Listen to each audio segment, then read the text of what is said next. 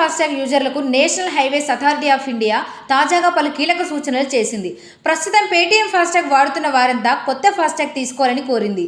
Toll ప్లాజాల వద్ద రద్దీని నివారించేందుకు, ప్రయాణం సులభతరం చేసేందుకు ఈ నెల 15లోగా ఏదైనా బ్యాంక్ నుంచి కొత్తగా ఫాస్టాగ్ తీసుకోవాలని చెప్పింది. నేటితో ఆ గడువు పూర్తి కానున్న నేపథ్యంలో పేటీఎం ఫాస్టాగ్ యూజర్లు త్వరపడాల్సిన అవసరం ఉంది. రెగ్యులేటరీ నిబంధనల ఉల్లంఘనల నేపథ్యంలో పేటీఎం పేమెంట్స్ పై ఆర్బీఐ చర్యలు చేపట్టింది. ఈ నెల 15 తర్వాత అన్ని క్రెడిట్ లావాదేవీలు, డిపాజిట్లను నిలిపివేయాలని చెప్పింది. అంటే రేపటి నుంచి సేవలు నిలిచిపోనున్నాయి. పేటీఎం పేమెంట్స్ బ్యాంకుకు సంబంధించిన ఆంక్షల నేపథ్యంలో రిజర్వ్ బ్యాంక్ మార్గదర్శకాల మేరకు మార్చి 15 తర్వాత పేటీఎం ఫాస్టాగ్ వినియోగదారులు రీఛార్జ్ చేసుకునేందుకు అవకాశం లేదని తెలిపింది.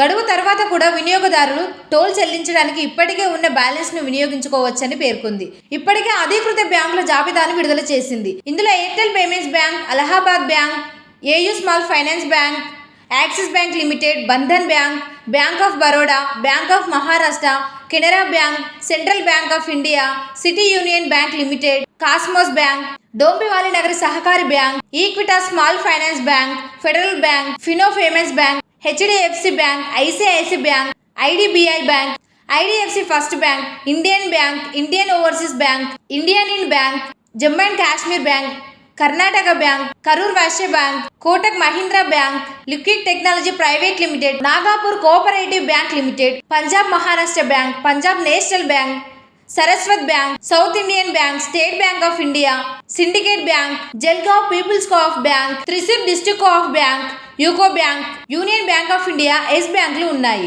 ఇక పేటీఎం ఫాస్టాగ్ ని డీయాక్టివేటింగ్ ఎలా చేయాలంటే యాప్ సెర్చ్ లో ఫాస్టాగ్ అని టైప్ చేయాలి. తర్వాత కిందకి స్క్రోల్ చేస్తే పీపీబీఎల్ సెక్షన్ లో మేనేజ్ ఫాస్టాగ్ ఐకాన్ కనిపిస్తుంది. దానిపై క్లిక్ చేసి కిందకి స్క్రోల్ చేసి హెల్ప్ అండ్ సపోర్ట్ సెక్షన్ లోకి వెళ్ళాలి.